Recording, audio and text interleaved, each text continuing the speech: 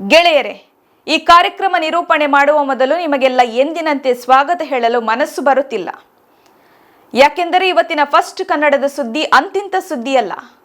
ನಾಗರಿಕ ಸಮಾಜವೇ ತಲೆ ತಗ್ಗಿಸುವ ಸುದ್ದಿಯನ್ನ ಅನಿವಾರ್ಯವಾಗಿ ನಿಮಗೆ ಹೇಳಲೇಬೇಕಾದ ಅನಿವಾರ್ಯತೆಯಲ್ಲಿ ನಾನು ನಿಮ್ಮ ಮುಂದೆ ನಿಂತಿದ್ದೇನೆ. ದುಃಖ, ಆಕ್ರೋಶ ಒಟ್ಟಿಗೆ ಬರುತ್ತಿದೆಯಾದರೂ ಅವೆಲ್ಲವನ್ನ ನುಂಗಿಕೊಂಡು ನನ್ನ ಜವಾಬ್ದಾರಿಯನ್ನು ನಿಭಾಯಿಸಲು ಪ್ರಯತ್ನಿಸುತ್ತೇನೆ.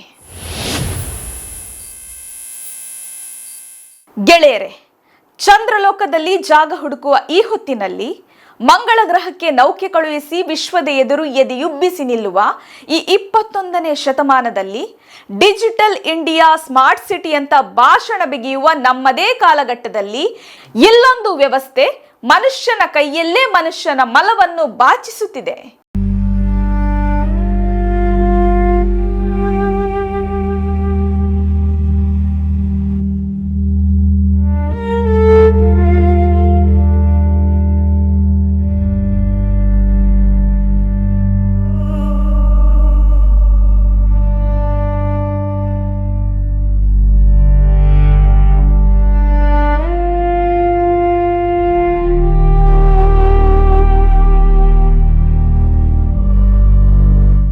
ಹೌದು, ಇದು ನಮ್ಮದೇ ಕರುನಾಡಿನ, ನಮ್ಮದೇ ಸ್ಮಾರ್ಟ್ ಸಿಟಿ ತುಮಕೂರಿನ ಬೆತ್ತಲೆ ಸತ್ಯ.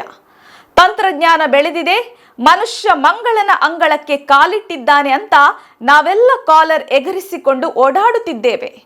ಆದರೆ ನಮ್ಮ ಕಾಲಡಿಯಲ್ಲೇ ನಮ್ಮದೇ ಅಕ್ಕಪಕ್ಕದಲ್ಲಿ ನಮ್ಮದೇ ಸಹೋದರನನ್ನ ಶೌಚಗುಂಡಿಗೆ ಇಳಿಸಿ ಅವರ ಬರಿಗೈಯಲ್ಲಿ ಮಲಭಾಚಿಸಿ ತಲೆಯ ಮೇಲೆ ಹೊರಿಸುವ ಅಮಾನವೀಯ ರಾಕ್ಷಸೀಯ ಪ್ರವೃತ್ತಿ ಇಂದಿಗೂ ಜೀವಂತವಾಗಿದೆ.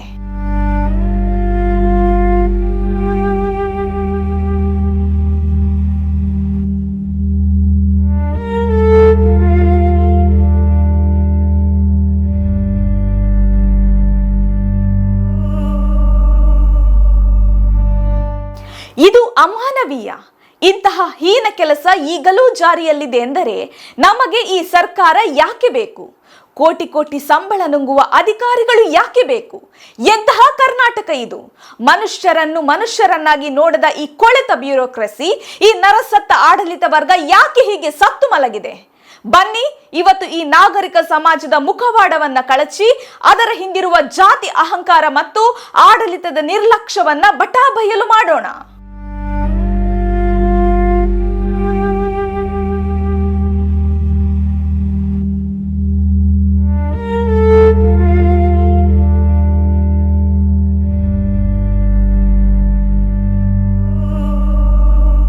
ಜೂನ್ 27, 2026ರಂದು ಇಡೀ ರಾಜ್ಯವೇ ತಲೆ ತಗ್ಗಿಸುವಂತಹ, ಪ್ರತಿಯೊಬ್ಬ ಕನ್ನಡಿಗನ ರಕ್ತ ಕುದಿಯುವಂತಹ ಒಂದು ಘಟನೆ ತುಮಕೂರಿನಲ್ಲಿ ಬೆಳಕಿಗೆ ಬಂದಿದೆ.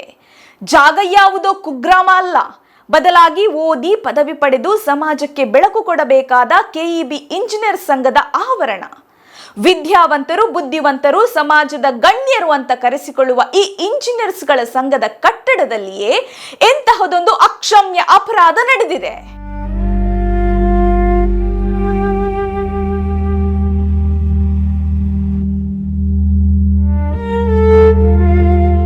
ತುಮಕೂರಿನ ನಂದೀಶ್, ಶಿರಾಮೂಲದ ಅರುಣ್, ಮಧುಗಿರಿಯ ಮೂರ್ತಿನಾಯಕ್ ಮತ್ತು ನವೀನ್ ಇವರುಗಳು ದಲಿತ ಮತ್ತು ಶೋಷಿತ ಸಮುದಾಯದ ಯುವಕರು.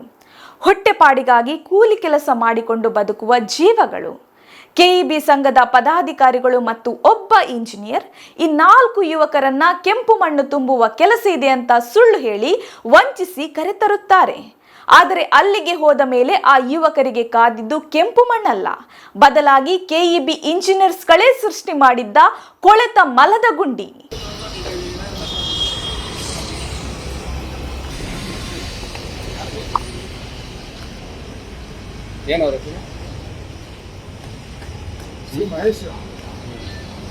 ನಿಮ್ಗೆ ಯಾರು ಮಾಡಕ್ ಹೇಳಿದ್ದಲ್ಲ?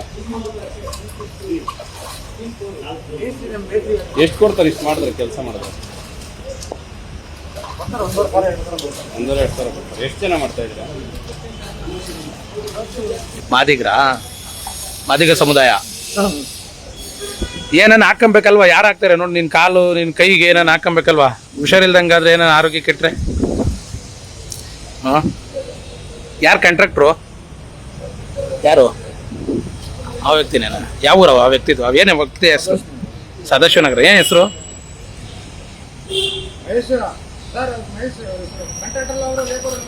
ಹೌದಾ? ಹಾಂ. ನಿಮ್ದು ಊರು ಯಾವುದು? ಊರು ಸದಾಶಿವನಗರ. ನೀನು ನೋಡು ಅವೆಲ್ಲ ಅದು ಶೌಚಾಲಯದೆಲ್ಲ ಪಿಟ್ಟೆಲ್ಲ ಎತ್ತಾಕಿದ್ರೆ ನಿನ್ನ ಕೈಗೆ ಏನು ಇನ್ಫೆಕ್ಷನ್ ಆಗಲ್ವಾ? ಯಾವುದೇ ಗ್ಲೌಸ್ ಇಲ್ಲ, ಮಾಸ್ಕ್ ಇಲ್ಲ, ಮೈಗೊಂದು ರಕ್ಷಣಾ ಕವಚವೂ ಇಲ್ಲ. ಬರಿಗೈಯಲ್ಲಿ ಆ ಗಬ್ಬು ನಾರುವ ಶೌಚಗುಂಡಿಗೆ ಇಳಿಸಿ ಮಲವನ್ನ ಕೈಯಿಂದ ಬಾಚಿಸಿ ಮೈಯೆಲ್ಲ ಮಲ ಮೆತ್ತಿಕೊಂಡು ಅದನ್ನ ತಲೆಯ ಮೇಲೆ ಹೊತ್ತು ಟ್ರ್ಯಾಕ್ಟರ್ಗೆ ತುಂಬುವಂತೆ ಫರ್ಮಾನು ಹೊರಡಿಸುತ್ತಾರೆ ಈ ವಿದ್ಯಾವಂತ ರಾಕ್ಷಸರು. ಹೊಟ್ಟೆಪಾಡಿಗಾಗಿ ಒಪ್ಪಿಕೊಂಡೆವು ಸರ್. ಮೊದಲು ಮಣ್ಣು ಅಂದ್ರು, ಆಮೇಲೆ ಮಲದ ಗುಂಡಿ ಅಂದ್ರು. ಏನು ಮಾಡೋದು? ಅನಿವಾರ್ಯವಾಗಿ 3 ದಿನದಿಂದ ಇದೇ ಕೆಲಸ ಮಾಡಿದ್ವಿ ಅಂತ ಆ ಕಾರ್ಮಿಕರು ಕಣ್ಣೀರು ಹಾಕುತ್ತಿದ್ದರೆ ಈ ಸಮಾಜದ ಆತ್ಮಸಾಕ್ಷಿ ಎಲ್ಲಿ ಸತ್ತು ಬಿದ್ದಿತ್ತು? ಯೋಚನೆ ಮಾಡಿ ಯುವ ಜನರೇ, ಮನುಷ್ಯರಾಗಿ ಹುಟ್ಟಿದ ಮೇಲೆ ಯಾರು ತಾನೇ ಇನ್ನೊಬ್ಬ ಮನುಷ್ಯನ ಕೈಯಲ್ಲಿ ತನ್ನ ಮಲವನ್ನು ಎತ್ತಿಸುತ್ತಾನೆ?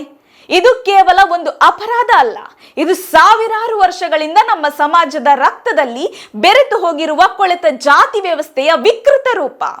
ಮಲ ಹೊರುವ ಪದ್ಧತಿಯನ್ನ ಕಾನೂನುಬದ್ಧವಾಗಿ ನಿಷೇಧ ಮಾಡಿ ದಶಕಗಳೇ ಕಳೆದಿವೆ. 2013ರ prohibition of employment has manual scavengers and their rehabilitation act ಪ್ರಕಾರ ಇದು ಜಾಮೀನು ರಹಿತ ಕಠಿಣ ಶಿಕ್ಷೆಗೆ ಗುರಿಯಾಗುವ ಅಪರಾಧ. ಜೊತೆಗೆ SC ST ದೌರ್ಜನ್ಯ ತಡೆ ಕಾಯ್ದೆಯಡಿಗೂ ಇದು ಗಂಭೀರ ಪ್ರಕರಣ. ಆದರೆ ಈ ಕಾನೂನು ಯಾರಿಗೆ? ಕೇವಲ ಪುಸ್ತಕದ ಬದನೆಕಾಯಿಗಳ? ತುಮಕೂರು ಮಹಾನಗರ ಪಾಲಿಕೆ, ಸಮಾಜ ಕಲ್ಯಾಣ ಇಲಾಖೆಯ ಅಧಿಕಾರಿಗಳು ಮತ್ತು ಈ ಜಿಲ್ಲಾಡಳಿತ ಏನು ಮಾಡುತ್ತಿದೆ? ತುಮಕೂರಿನ ಕೊರಟಗೆರೆಯ ಬಸ್ ನಿಲ್ದಾಣದಲ್ಲಿ ಇತ್ತೀಚೆಗಷ್ಟೇ ಓರ್ವ ದಲಿತ ಬಾಲಕನ ಕೈಯಲ್ಲಿ ಮಲ ಬಾಚಿಸಿದ ಘಟನೆ ನಡೆದಿತ್ತು. ಆ ಘಟನೆಯ ಕಲೆ ಮಾಸುವ ಮುನ್ನವೇ ಈಗ ನಗರದ ಹೃದಯ ಭಾಗದಲ್ಲಿ, ಅದೂ ಸರ್ಕಾರದ ಇಲಾಖೆಯೊಂದರ ಇಂಜಿನಿಯರ್ಸ್ಗಳ ಸಂಘದ ಆವರಣದಲ್ಲಿಯೇ ಈ ಕೃತ್ಯ ನಡೆದಿದೆ ಎಂದರೆ ಈ ವ್ಯವಸ್ಥೆ ಎಷ್ಟು ನಿರ್ಲಜ್ಜವಾಗಿದೆ ನೋಡಿ.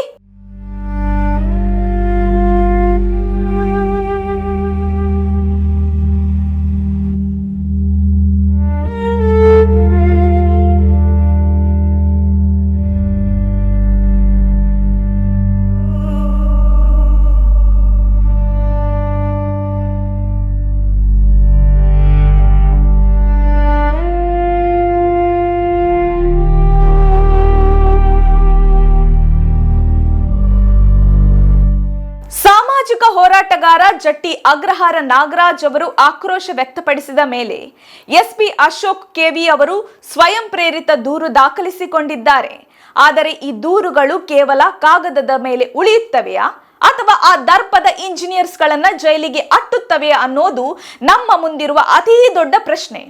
ಅಧಿಕಾರಿಗಳ ನಿರ್ಲಕ್ಷ್ಯ, ಆಡಳಿತ ವರ್ಗದ ಉದಾಸೀನತೆ ಇಲ್ಲಿ ಎದ್ದು ಕಾಣುತ್ತಿದೆ. ಕರೆ ಮಾಡಿ ದೂರು ನೀಡಿದ್ದರೂ ಸ್ಥಳಕ್ಕೆ ಧಾವಿಸಲು ಸಮಾಜ ಕಲ್ಯಾಣ ಇಲಾಖೆ ಅಧಿಕಾರಿಗಳು ಹಿಂದೇಟು ಹಾಕುತ್ತಾರೆ ಅಂದ್ರೆ ಇವರಿಗೆ ಆ ಕುರ್ಚಿಯ ಮೇಲೆ ಕೂರುವ ನೈತಿಕತೆ ಇದೆಯಾ? ಒಮ್ಮೆ ಕಣ್ಣು ಮುಚ್ಚಿ ಊಹಿಸಿಕೊಳ್ಳಿ. ಆ ಶೌಚಗುಂಡಿಯ ವಾಸನೆ, ಆ ಉಸಿರುಗಟ್ಟುವ ವಾತಾವರಣ, ಬರಿಗೈಯಲ್ಲಿ ಪರರ ಮಲವನ್ನ ಎತ್ತಿ ಬುಟ್ಟಿಗೆ ತುಂಬಿ ಅದನ್ನ ತಲೆಯ ಮೇಲೆ ಹೊತ್ತು ಸಾಗುವ ಆ ದೃಶ್ಯ. ಆ ಯುವಕರ ಜಾಗದಲ್ಲಿ ನಿಮ್ಮನ್ನಾಗಲಿ ನಿಮ್ಮ ಮನೆಯವರನ್ನಾಗಲಿ ಒಮ್ಮೆ ನಿಲ್ಲಿಸಿ ನೋಡಿ. ರಕ್ತ ಹೆಪ್ಪುಗಟ್ಟುವುದಿಲ್ಲವೇ? ಮನುಷ್ಯತ್ವ ಅನ್ನೋದು ಸ್ವಲ್ಪವಾದರೂ ಮಿಡಿಯುವುದಿಲ್ಲವೇ?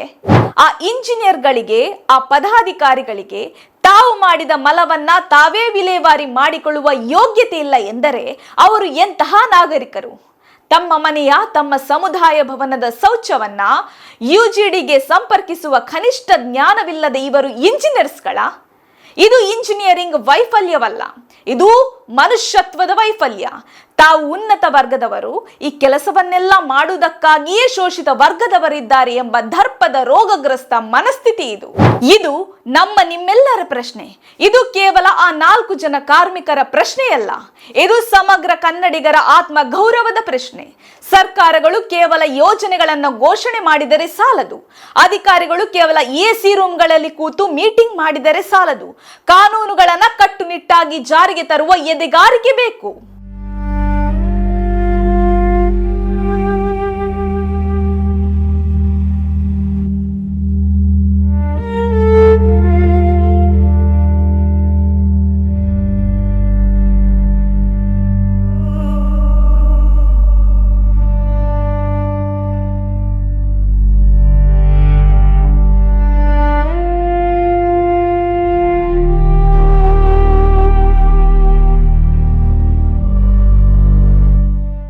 ಇಂತಹ ಹೀನ ಕೃತ್ಯವೆಸಗಿದ ಆ ಇಂಜಿನಿಯರ್ಸ್ಗಳನ್ನ, ಆ ಸಂಘದ ಪದಾಧಿಕಾರಿಗಳನ್ನ ತಕ್ಷಣವೇ ಬಂಧಿಸಿ ಅವರ ಮೇಲೆ ಕಠಿಣ ಕ್ರಿಮಿನಲ್ ಮೊಕದ್ದಮೆ ದಾಖಲಿಸಬೇಕು. ಅವರನ್ನ ಸೇವೆಯಿಂದ ವಜಾಗೊಳಿಸಬೇಕು. ಈ ವ್ಯವಸ್ಥೆಯಲ್ಲಿ ಬೇರು ಬಿಟ್ಟಿರುವ ಜಾತೀಯತೆಯ ಕೊಳಕನ್ನು ತೊಳೆಯಲು ಕೇವಲ ಕಾನೂನುಗಳು ಸಾಲದು. ನಮ್ಮ ನಿಮ್ಮೆಲ್ಲರ ಪ್ರಜ್ಞೆ ಜಾಗೃತವಾಗಬೇಕು. ಯುವ ಜನರೇ, ಎಚ್ಚರಗೊಳ್ಳಿ. ನಾವು ಕಟ್ಟುತ್ತಿರುವ ಸಮಾಜ ಎತ್ತ ಸಾಗುತ್ತಿದೆ. ನಮ್ಮ ಮೌನವೇ ಇಂತಹ ಅನಾಹುತಗಳಿಗೆ, ಅಮಾನವೀಯತೆಗಳಿಗೆ ಅತಿ ದೊಡ್ಡ ಕಾರಣ.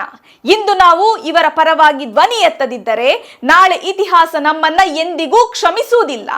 ದಲಿತರ, ಶೋಷಿತರ ಬೆವರಿನ ಮೇಲೆ, ಅವರ ಕಣ್ಣೀರಿನ ಮೇಲೆ ಕಟ್ಟಿದ ಯಾವ ಅಭಿವೃದ್ಧಿಯೂ ಶಾಶ್ವತವಲ್ಲ.